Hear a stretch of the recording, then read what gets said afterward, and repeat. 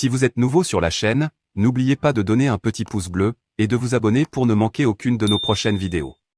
Salut les amis, salut tout le monde et bienvenue encore une fois de plus sur votre chaîne préférée, Monde Uni.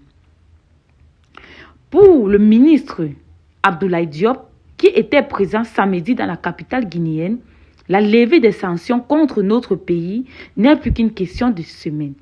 Il demande à nos compatriotes d'attendre l'échéance annoncée dans la sérénité. Deux rencontres d'importance égale pour notre pays ont eu lieu samedi à Accra au Ghana. La saison extraordinaire de la conférence des chefs d'État et de gouvernement de l'Union économique monétaire ouest-africaine, en abrégé UMEA, et celle de la communauté économique des États de l'Afrique de l'Ouest, en abrégé CEDEAO. Invité à la première rencontre, le Mali y a été représenté par le ministre des Affaires étrangères et de la coopération internationale Abdoulaye Diop, qui était accompagné de son collègue en charge de l'économie et des finances, Sanou. À l'arrivée de la délégation malienne au palais présidentiel du Ghana, aux environs de 14 heures, les dirigeants ouest-africains s'entretenaient encore à huis clos sur la situation politique dans la sous-région. C'est à 17 heures que la saison de l'UMEA a démarré et n'aura duré qu'une quarantaine de minutes. Les enjeux au rendez-vous étaient importants, aussi bien pour notre pays que pour les autres membres de l'Union monétaire qui s'alignaient sur la position de la CEDEAO. En se rendant dans la capitale ghanéenne, le ministre Diop et sa délégation espéraient surtout une normalisation de nos rapports avec les deux organisations sous-régionales. D'autres délégations officielles n'en espèrent pas moins pour la simple raison que leurs peuples sont autant affectés que les Maliens par les restrictions financières et économiques imposées depuis le 9 janvier dernier.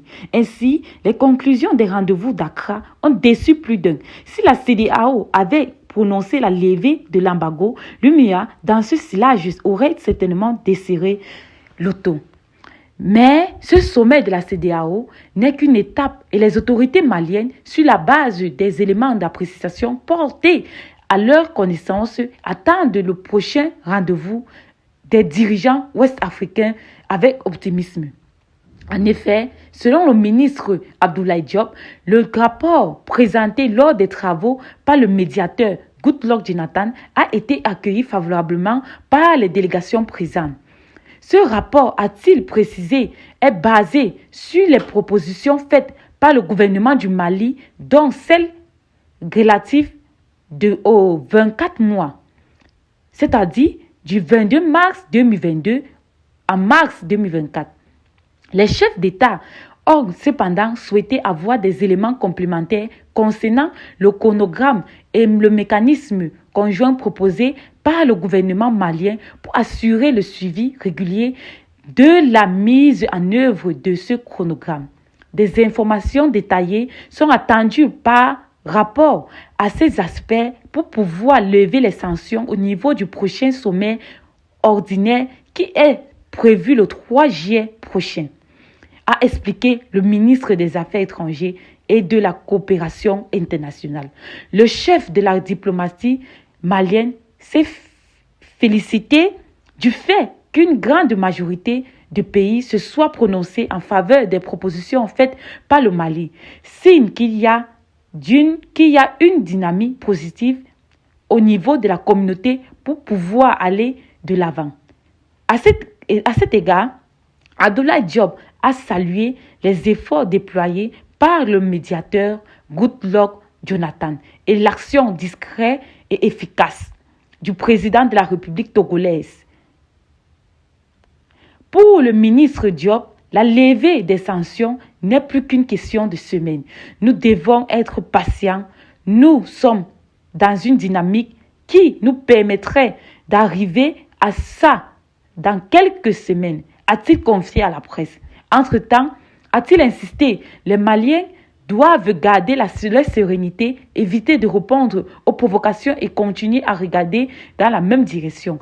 Ce qui est important, c'est ce que les conclusions finales de ce sommet prennent en charge les propositions du gouvernement, dont les aspirations des Maliens pour les réformer sécuritaires, politiques et institutionnels dans une période de 24 mois de transition.